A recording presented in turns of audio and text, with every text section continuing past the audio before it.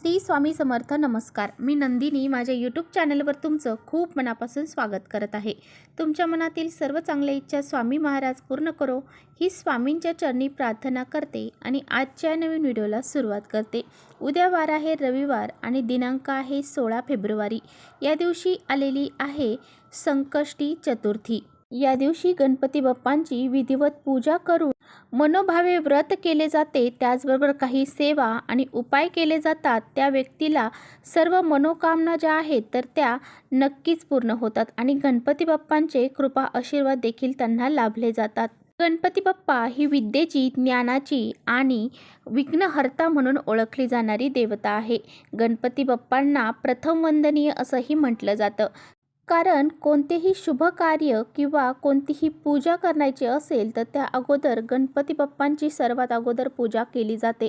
त्यानंतरच त्या शुभ कार्याला किंवा त्या पूजेला सुरुवात केली जाते, जेणेकरून त्या पूजेमध्ये कोणत्याही प्रकारचे विघ्न अडथळे निर्माण होऊ नये यासाठी गणपती बाप्पांना प्रथम वंदन केलं जातं, त्यांची पूजा केली जाते. इतकं सारं महत्त्व गणपती बाप्पांना दिलं जातं. चतुर्थी ही तिथी गणपती बाप्पांना समर्पित आहे. त्यामुळे या दिवशी गणपती बाप्पांची आपल्याला विधिवत पूजा करायची आहे. त्याचबरोबर काही प्रभावी उपाय देखील करायचे आहेत. आजच्या व्हिडिओमध्ये मी तुम्हाला अतिशय प्रभावशाली उपाय सांगणार आहे. चतुर्थी तिथी ही मुलांसाठी अतिशय महत्त्वाची असते. त्यामुळे आईने मुलांसाठी या ठिकाणी असा हा एक दिवा लावायचा आहे. हा एक दिवा जर आईने आपल्या मुलांसाठी लावला तर मुलांचे सर्व दोष, संकट, विघ्न, अडचणी या संपूर्णपणे नष्ट होतील. मुलांची अभ्यासात, नोकरीत खूप सारी प्रगती होईल. असा हा अत्यंत प्रभावशाली उपाय आहे. हा उपाय कसा करायचा आहे याबद्दलची संपूर्ण माहिती आजच्या व्हिडिओमध्ये आपण जाणून घेणार आहोत. त्यामुळे तुम्ही कुठे व्हिडिओ स्किप न करता शेवटपर्यंत नक्की बघा, जेणेकरून तुमच्यापर्यंत योग्य ती माहिती पोहोचेल. आपल्या चॅनलवर जर नवीन असाल तर चॅनलला सबस्क्राईब करा आणि असेच नवनवीन माहितीपूर्ण व्हिडिओ पाहण्यासाठी बेल आयकॉनलाही प्रेस करा, म्हणजे मी जेव्हा कधी नवीन व्हिडिओ अपलोड करेन त्याचं नोटिफिकेशन सर्वात अगोदर तुम्हाला भेटेल आणि तुम्ही एकही व्हिडिओ मिस करणार नाही. त्याचबरोबर कमेंट्समध्ये ओम गण गणपती नमः हे लिहायला देखील विसरू नका. व्हिडिओ माहितीपूर्ण वाटला तर आपल्या मित्रपरिवारांसोबत नक्की शेअर करा. सर्व देवी देवतांमध्ये अतिशय हुशार आणि बुद्धिमान देवता म्हणून गणपती बाप्पांना ओळखलं जातं. म्हणूनच यासाठी आपल्या मुलांसाठी काही खास करून उपाय या दिवशी केले जातात. तर पहा, आजच्या व्हिडिओमध्ये जो काही उपाय मी तुम्हाला सांगणार आहे, हा उपाय करण्यापूर्वी तुम्हाला उद्या सकाळी लवकर उठायचं आहे, स्नान करायचं आहे. आंघोळ करत असताना त्यामध्ये तुम्हाला थोडीशी हळद टाकायची आहे, गंगाजल टाकायचं आहे आणि या पाण्याने आंघोळ करायची आहे. त्यानंतर स्वच्छ कपडे परिधान करायचे आहेत आणि गणपती बाप्पांची विधिवत तुम्हाला पूजा करून घ्यायची आहे. गणपती बाप्पांना या दिवशी पंचामृताने किंवा शुद्ध पाण्याने जे स्नान आहे तर ते घालायचं आहे आणि अभिषेक करत असताना ओम गण गणपती नमः या मंत्राचा तुम्हाला जप करायचा आहे. त्याचबरोबर गणपती बाप्पांना आवडणाऱ्या वस्तू तुम्हाला अर्पण करायच्या आहेत. गणपती बाप्पांना लाल जास्वंदाचं फूल आवडतं, गुळ खोबऱ्याचं नैवेद्य, लाडू, मोदक यासारख्या गोष्टी ज्या तुम्हाला शक्य असेल त्या तुम्हाला दाखवायच्या आहेत. त्याचबरोबर गणपती बाप्पांना दुर्वा अतिशय प्रिय आहे. त्यामुळे दुर्वा देखील तुम्हाला गणपती बाप्पांना अर्पण करायच्या आहेत आणि गणपती बाप्पांची विधिवत पूजा करून घ्यायची आहे.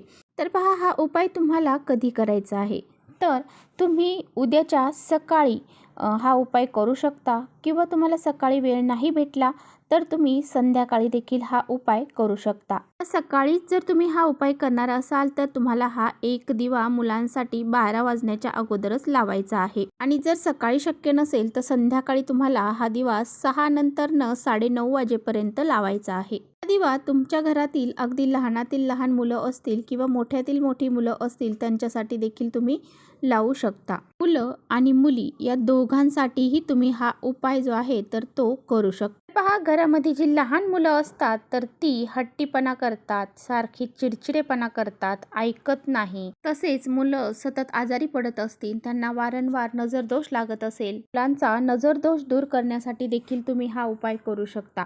तसेच जी मोठी मुलं आहेत, शिक्षण घेत आहेत, खूप पदवीधर झालेली आहेत किंवा मुलं भरपूर अभ्यास करूनही त्यांच्या लक्षात राहत नसेल. बऱ्याच वेळा मुलं अभ्यास करतात परंतु ऐन वेळेस परीक्षेच्या ते विसरून जातात.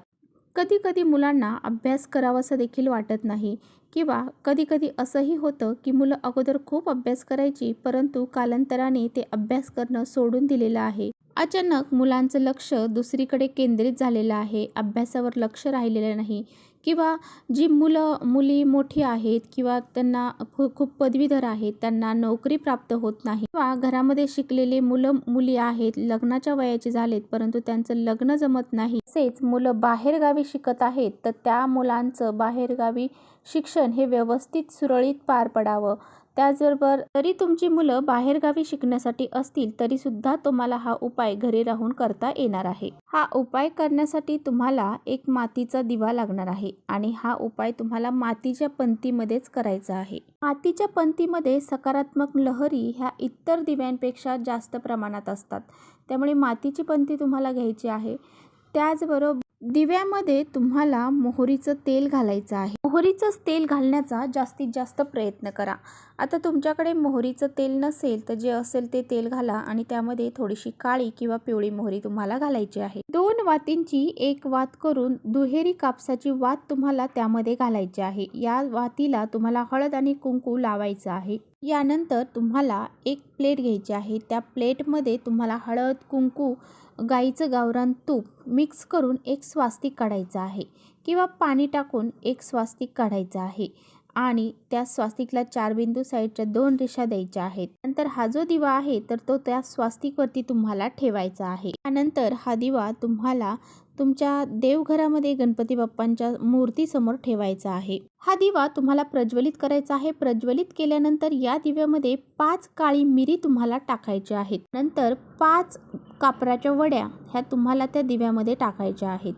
भीमसेनी कापूर असेल तर भीमसेनी कापूर टाका, नसेल तर जो असेल टाकला तरी चालेल. या दिव्याला हळद, कुंकू, अक्षदा, फुले अर्पण करायचे आहे. धूप, दीप, अगरबत्ती दाखवायची आहे आणि त्यानंतर तिथे आसन टाकून बसायचं आहे आणि एक वेळा गणपती अथर्वशीर्षाचं पठण करायचं आहे. तुम्हाला जर शक्य असेल तर गणपती अथर्वशीर्षाचं 11 वेळा पठण करा.